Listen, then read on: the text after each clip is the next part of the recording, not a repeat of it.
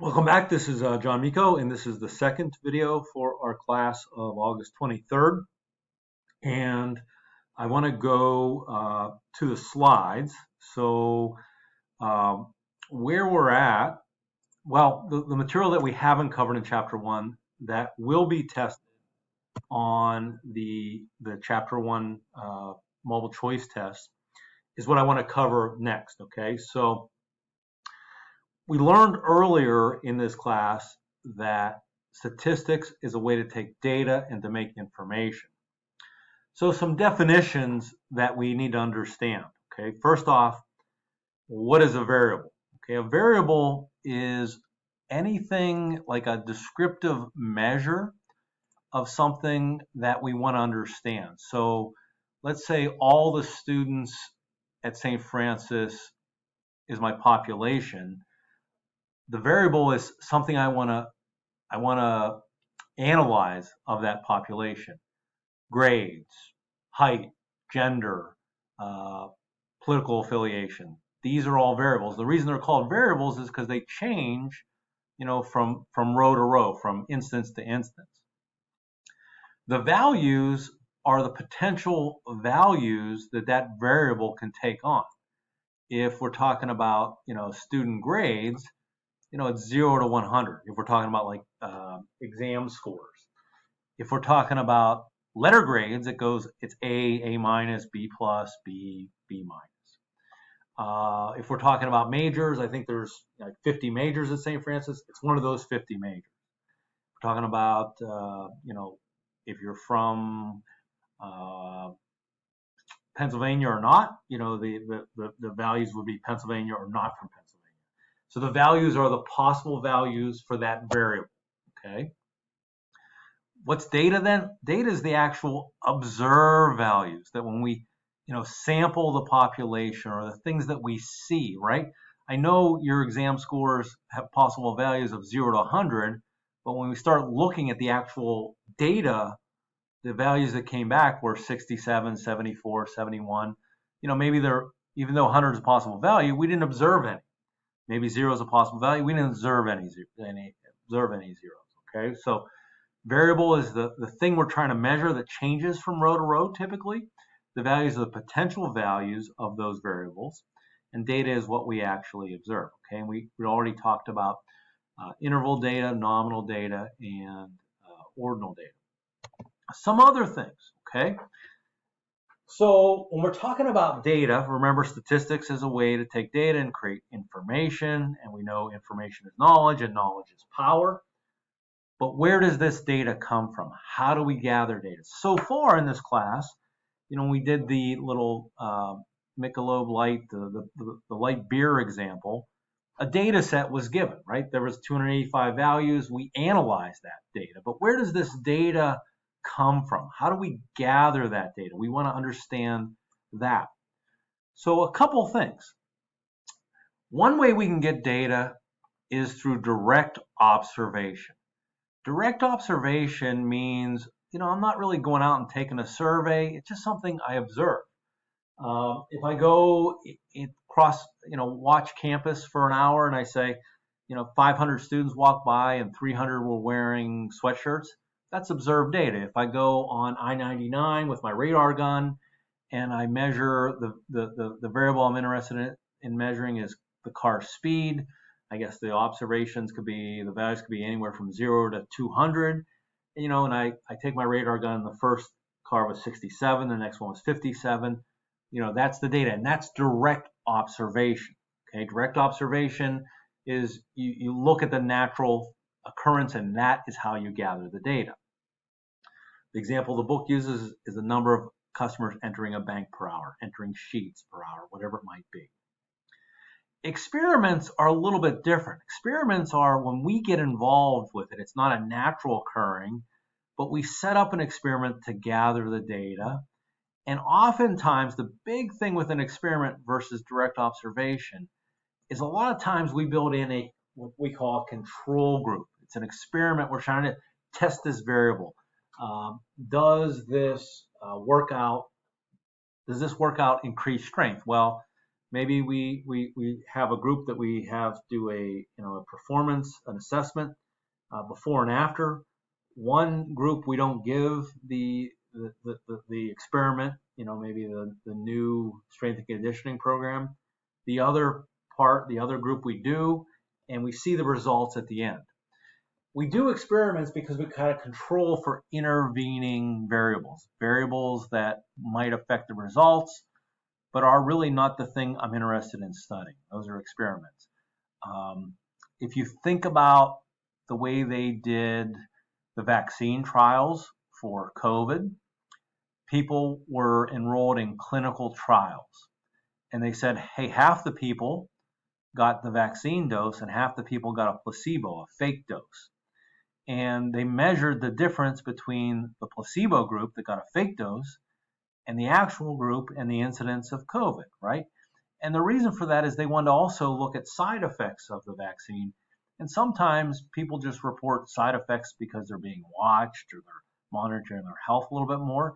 So because we have that control group, we kind of control for those intervening variables. Maybe the vaccine didn't actually cause that side effect because the same side effect occurred equally in an equal incident in the control group. That's what an experimental way of gathering data is all about. What I'm going to be focusing on is something that you've probably seen a lot, is surveys. Okay, surveys are a way of gathering data. We're interested in studying this. We want to know what you think of the course. We want to know what you think of our product. We want to know, how much time you spend daily on the internet. Surveys are a way to gather that information. A couple things with surveys. One of the things that's really important is something called response rate. And all a response rate is, we know that not everyone that we ask to complete our survey is going to complete it. How many times have you received an email survey that you said, no, thank you? How many times have you, got a phone call and they said, could you take a few minutes to do the survey? And you said, no, thank you. So response rate is typically the number of people that respond to the survey versus the number of people divided by the number of people you asked to take the survey. If I asked 10 people, if I asked 100 people to take my survey and 10 people did, my response rate is 0.10 or 10%. And this is important because we know things like telephone surveys have a very low response rate. And we want to have, a good subset of data, sample of data.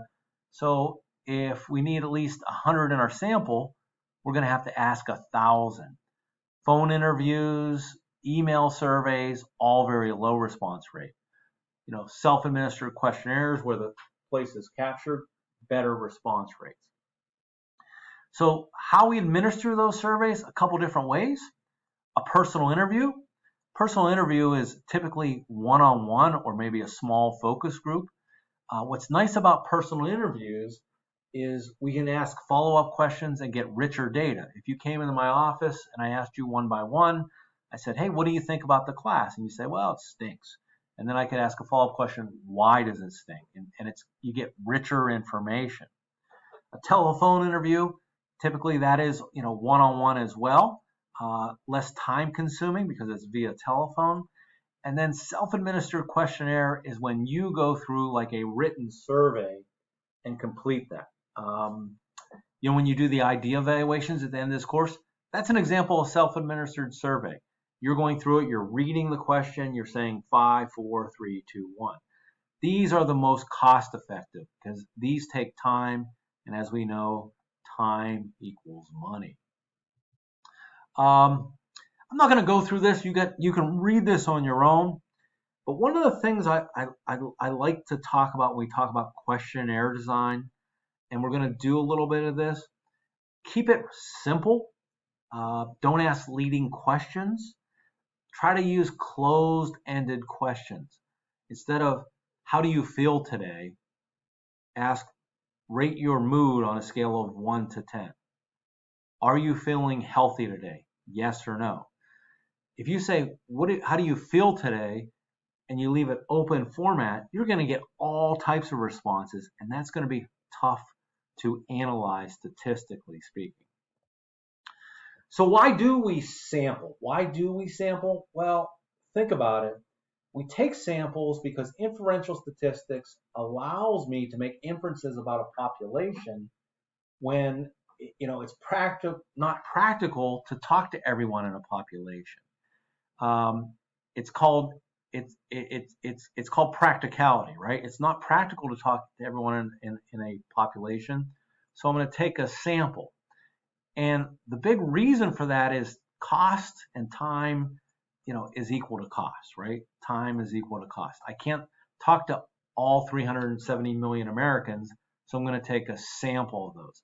I can't talk to every St. Francis University student, sample every St. Francis University student, so I'm going to take a sample. In any case, we want our sampled population to be very, very close to the actual population. Who we sample should have a characteristics very similar to our target population. We don't want to have overrepresentation of a certain gender, a certain political affiliation, a certain attribute. We want the same kind of mix in our sample that we have in our target population. So when I go out and do a sample, there are things called sampling plans, like how you go out and take a sample. So I want to define those a little bit. One of the best ways to do a sample is something called a simple random sample. A simple random sample is when we go out and we randomly sample someone. Okay, so imagine we put all 1,600 St. Francis University students' name in a big drum. We shake up the drum and we pull 200 of them at random. That's a simple random sample. In a simple random sample, it's selected in such a way that every possible sample the same size is equally likely to be chosen. The example it uses, drawing 3 names from a hat. This sounds simple and easy, and it is, but the beautiful thing about it is it's difficult to introduce bias if it's really random, okay?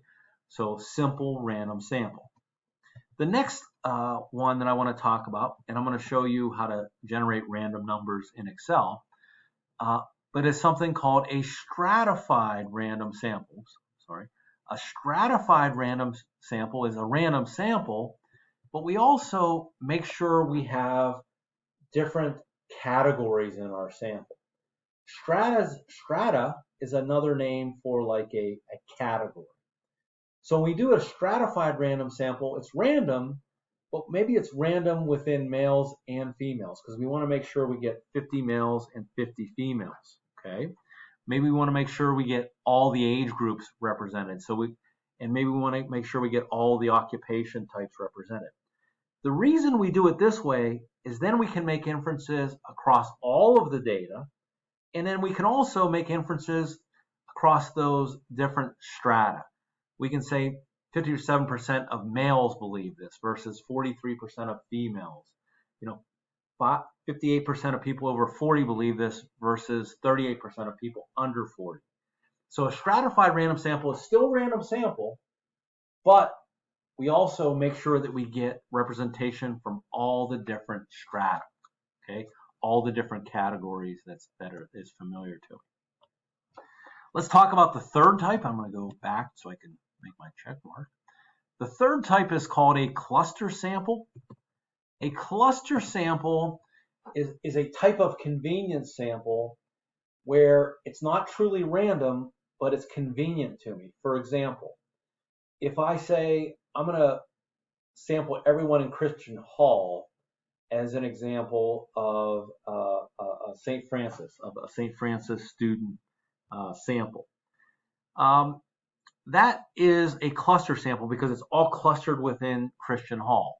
Or I say I'm going to go over to the gym and sample everyone in that gym. That's a cluster sample.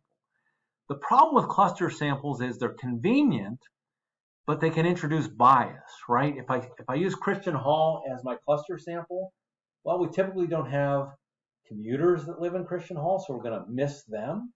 We also don't have underclassmen because freshmen, first-year students don't live in Christian Hall. Probably mostly sophomores don't either. So a cluster sample is a random sample of groups or cluster of elements. Typically they're utilized because they're convenient.